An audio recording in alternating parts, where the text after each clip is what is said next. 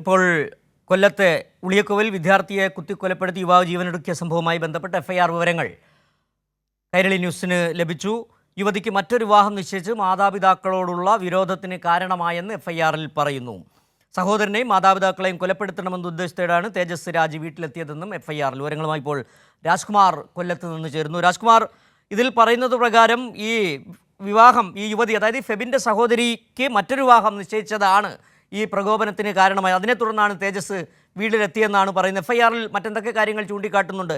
ഈ യുവതിയെ കൊലപ്പെടുത്തണമെന്നുള്ള ഉദ്ദേശം ഈ തേജസ്സിനുണ്ടായിരുന്നോ?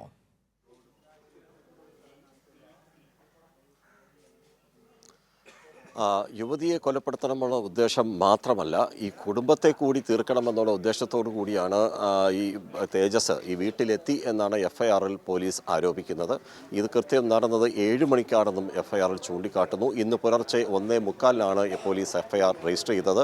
ഒരു എഫ്ഐആർ അല്ല, 2 എഫ്ഐആർ പോലീസ് രജിസ്റ്റർ ചെയ്തിട്ടുണ്ട്. നിലവിൽ ഈ പോസ്റ്റ്മോർട്ടം ഉൾപ്പെടെയുള്ള നടപടികളിലേക്ക് പോലീസ് കടക്കുകയാണ്. തിരുവനന്തപുരം പാരിപ്പള്ളി മെഡിക്കൽ കോളേജ് ആശുപത്രിയിലായിരിക്കും ഈ തേജസിൻ്റെയും അതുപോലെ ഫെബിൻ്റെ മൃതദേഹങ്ങൾ പോസ്റ്റ്മോർട്ടം ചെയ്യുക. അത് കഴിഞ്ഞ് ഈ മൃതദേഹം എങ്ങോട്ടേക്ക്, അതായത് ഫെബിൻ്റെ മൃതദേഹം ഈ വീട്ടിലേക്ക് കൊണ്ടുവരുമോ എന്നുള്ള കാര്യത്തിൽ ഇപ്പോഴും അനിശ്വാസത തുടരുന്നുണ്ട്. കാര്യം ഇതിപ്പോഴും വീട് പോലീസ്. തേജസ് രാജും ഫെബിനും ഒരേ ക്ലാസ്സിൽ ഫാത്തിമ കോളേജിൽ BCA വിദ്യാർത്ഥികളായിരുന്നു. അതിൽ ചില വ്യക്തത കുറവുണ്ട്.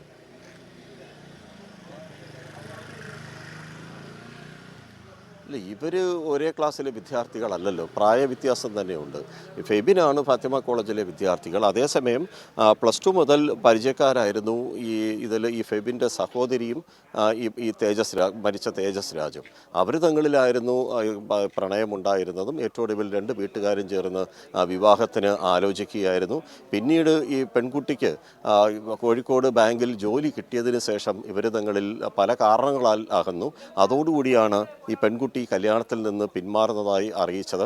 അത് ഇയാൾക്ക്, ഈ തേജസ്സിന് താങ്ങാവുന്നതിലും അപ്പുറമായിരുന്നു. തേജസ് അക്കാര്യത്തിൽ പലതരത്തിലുള്ള പ്രശ്നങ്ങൾ സൃഷ്ടിച്ചിരുന്നു. പിന്നീട് തേജസ്സിൻ്റെ പിതാവ് പോലീസ് ഉദ്യോഗസ്ഥനാണ്. അദ്ദേഹം ഒരു വീട്ടിൽ വന്ന് ഇനി തൻ്റെ മകൻ്റെ ഭാഗത്തുനിന്ന് യാതൊരു ബുദ്ധിമുട്ടുകളും ഉണ്ടാകില്ല എന്ന് ഈ കുടുംബത്തെ അറിയിക്കുകയും ചെയ്തിരുന്നു. പക്ഷേ അവിടെ നിർഭാഗ്യവശാൽ അതിലൊന്നും. എത്ര വർഷമായി ഫെബിന്റെ സഹോദരിയുമായി സൗഹൃദത്തിലായിരുന്നു തേജസ്? +2 മുതൽ ഇവർക്ക് പരിചയമുണ്ടായിരുന്നു എന്നാണ് ബന്ധുക്കൾ പറയുന്നത്. നമുക്കിനിയിപ്പോൾ ഇവരെന്തെങ്കിലും നേരിട്ട് പറഞ്ഞല്ലാതെ നമുക്ക് കൂടുതൽ കാര്യങ്ങൾ പറയാൻ കഴിയില്ല. +2 മുതലേ ബന്ധമുണ്ടായിരുന്നു, പ്രണയമുണ്ടായിരുന്നു എന്നൊക്കെ ബന്ധുക്കൾ പറയുന്നുണ്ട്. അക്കാര്യത്തിൽ പോലീസിൻ്റെ ഒരു ഔദ്യോഗിക സ്ഥിരീകരണം കൂടി ലഭിക്കാനുണ്ട്. ഇപ്പോൾ നാട്ടുകാരൊക്കെ ഇവിടെയുണ്ട്. നിങ്ങൾ എപ്പോഴാണ് ഇത് അറിഞ്ഞത്? ഞാൻ ഇന്നലെ ഒരു 8 മണി, 7:45, 8 മണിയോടടുപ്പിച്ച് എൻ്റെ മോൻ എന്നെ വിളിച്ച് അച്ഛാ പെട്ടെന്ന് ഇങ്ങോട്ട് വാ, വെളപ്പുറത്തോട്ട് വാ, ഇവിടെ ഒരു കുത്ത് നടന്നൊരു പയ്യന് കുത്തുണ്ടെന്ന് പറഞ്ഞു. അപ്പം മോൻ്റെ സുഹൃത്ത് താമസിക്കുന്ന വീടായത് ഈ വീട്. അപ്പോൾ ആ വീട്ടിൽ എൻ്റെ മോൻ വന്നായിരുന്നു. അപ്പോഴാണ് എന്നെ വിളിച്ച് പറയുന്നത്. അന്നേരം തന്നെ ഞാൻ പോലീസ് സ്റ്റേഷനിലും അത്യാവശ്യം ഉള്ളവരെ എല്ലാം വിളിച്ച് അന്നേരമാണ് യഥാർത്ഥത്തിൽ സ്റ്റേഷനിൽ തന്നെ അറിയുന്നത്.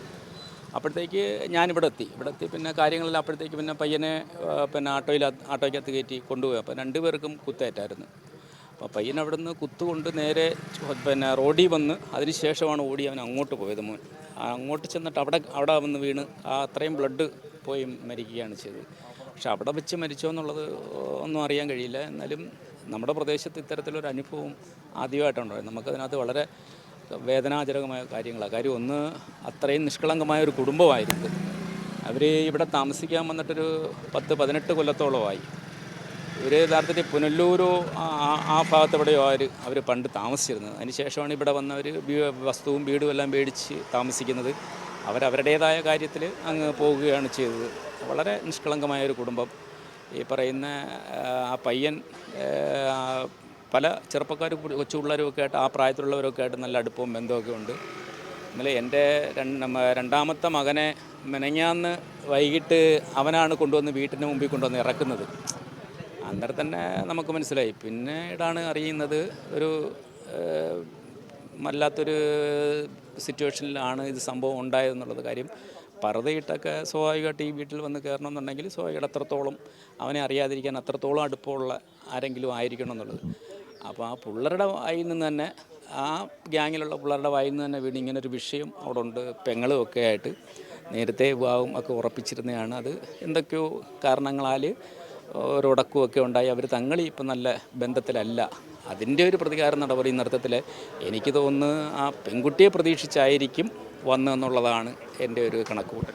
സിജു, നാട്ടുകാർ പറയുന്ന കേട്ടല്ലോ, ആ പെൺകുട്ടിയെ പ്രതീക്ഷിച്ചായിരിക്കണം അയാൾ വന്നിട്ടുള്ളത്. ഒപ്പം തന്നെ പക്ഷേ FIR-ൽ ആരോപിക്കുന്നത് അത് മാത്രമല്ല, ഈ ബന്ധുക്കളോട്, ഈ പെൺകുട്ടിയുടെ രക്ഷിതാക്കളോടും ആ കുടുംബത്തോടും ഇവർക്ക് ഒരു വല്ലാത്ത വൈരാഗ്യം ഉണ്ടായിരുന്നു എന്ന്. അതുകൊണ്ടാണ് തേജസ് വീട്ടിലേക്ക് കയറി വന്ന ഉടൻ കോളിംഗ് ബെല്ലടിക്കുന്നു, കതക് തുറന്ന ഉടൻ കയ്യിൽ കരുതിയിരുന്ന ഇന്ധനം, ആ ദ്രാവകം എടുത്ത് ഒഴിക്കുന്നു. ഇത് തടയാൻ ശ്രമിച്ച ഫെബിനെ കയ്യിൽ കരുതിയിരുന്ന പിച്ചാത്ത ഉപയോഗിച്ച് 3 തവണ 3 സ്ഥലങ്ങളിലായിട്ട് കുത്തി.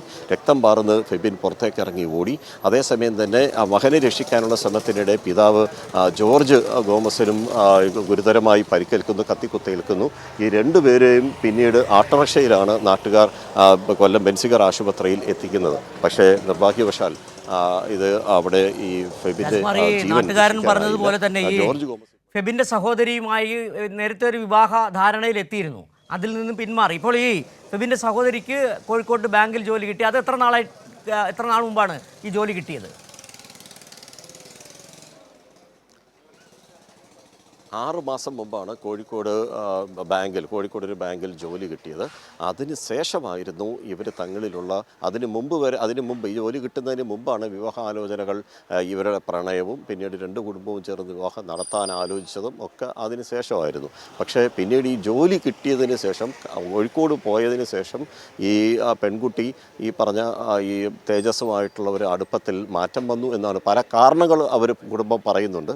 പക്ഷേ അതൊക്കെ അത് വസ്തുതാപരമാണോ എന്ന് നമുക്കറിയില്ല. അത് അവിടെ താമസവുമായി ബന്ധപ്പെട്ട് ഈ ബാങ്കിൻ്റെ അടുത്തുള്ള സ്ഥലത്ത് താമസിക്കാൻ പെൺകുട്ടിയുടെ വീട്ടുകാർ മുറി തയ്യാറാക്കിയപ്പോൾ ഇത്തിരി മാറി ഒരു സ്ഥലത്ത് തേജസ് രാജൻ്റെ കുടുംബം പെൺകുട്ടിക്ക് താമസിക്കാൻ ഒരു സ്ഥലം ശരിയാക്കി. അതിൻ്റെ തർക്കം വലിയ പ്രശ്നങ്ങളിലേക്ക് പോയി. അങ്ങനത്തെ പല കാര്യങ്ങളൊക്കെ ആ കുടുംബം പറയുന്നുണ്ട്. പക്ഷേ എന്നാലും ഈ ജോലിക്ക് ശേഷമാണ് ഇങ്ങനെ ഒരു അകൽച്ച ഉണ്ടായതും ഇപ്പോൾ ഏറ്റവും ഒടുവിൽ ഇങ്ങനെ ഒരു കൊലപാതകത്തിൽ ഇത് കലാശിക്കാനും ഇടയാക്കിയത്. ശരി, രാജ്കുമാറാണ് കൊല്ലത്ത് നിന്നുള്ള വിവരങ്ങൾ നൽകിയത്. ഫെബിൻ്റെ മാതാപിതാക്കളെ അടക്കം കൊലപ്പെടുത്തണമെന്ന ഉദ്ദേശത്തോടു കൂടിയാണ് തേജസ് രാജ ഉളിയക്കോവിലെ വീട്ടിലെത്തിയെന്നുള്ള വിവരങ്ങളാണ് FIR-ലുള്ളത്. അതിൻ്റെ വിവരങ്ങളാണ് രാജ്കുമാർ പങ്കുവച്ചത്.